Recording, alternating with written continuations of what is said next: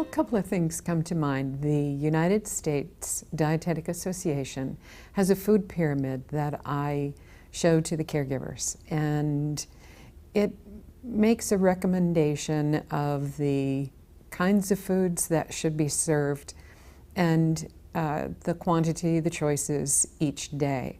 So I review that with the caregivers, and in terms of food preparation, safety is a big issue for seniors because as we age, we lose sight, the ability to taste and smell, and we can't tell when foods are spoiled or perhaps even dried out. So the caregivers need to understand that these physical challenges need to be assessed for their senior when they make decisions about food preparation. The other things you want a caregiver to consider are what is the diet of that particular client. For example, do they have hypertension? Do they need to avoid salty foods? Are they diabetic?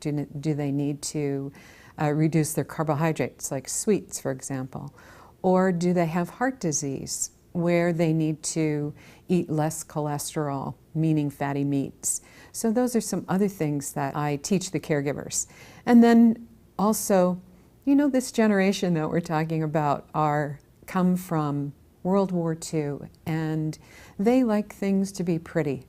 They like the table set, they like the food set on the plate pretty, and it makes it more attractive for them, and it would entice them to eat a little bit better.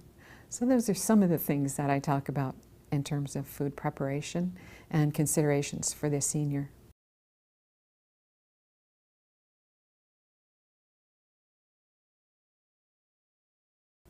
Some of the other things to consider when meeting a client's needs are their dentition, meaning their teeth. Are they able to chew okay?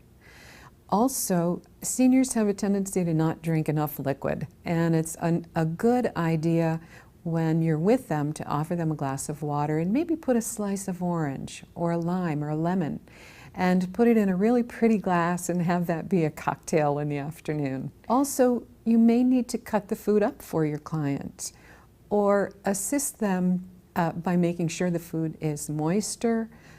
They may have difficulty with dry foods, and they may need to have a little bit more liquid, something to drink while they're eating their foods. So those are some of the things that you may want to consider.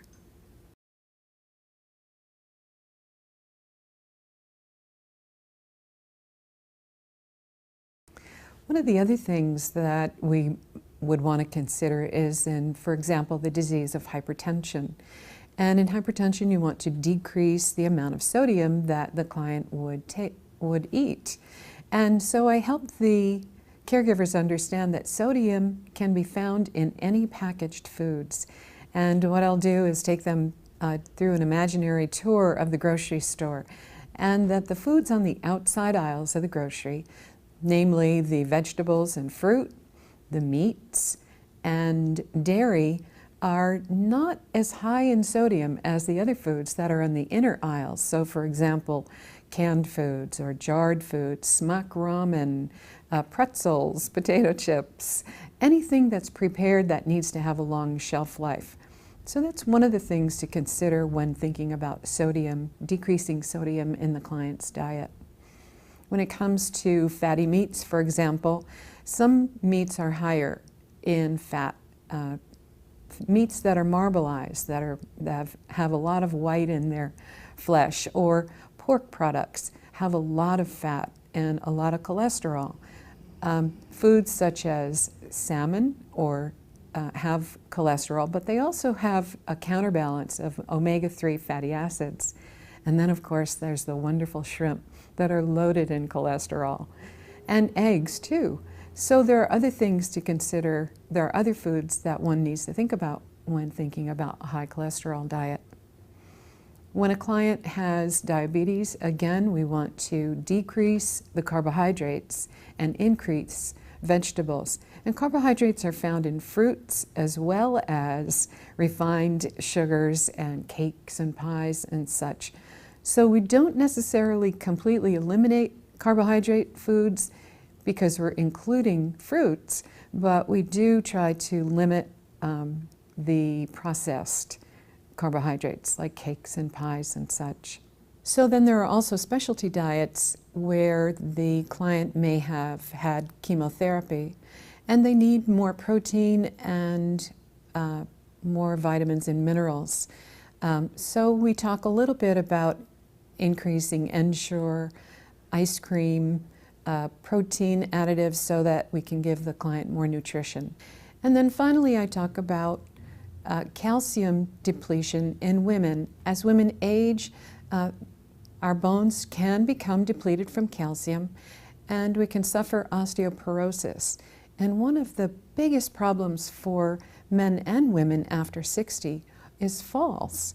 And if a woman falls, she is more at risk for a break if her bones are thin. So we talk about the use of calcium in foods such as milk, dairy, cheese, yogurt.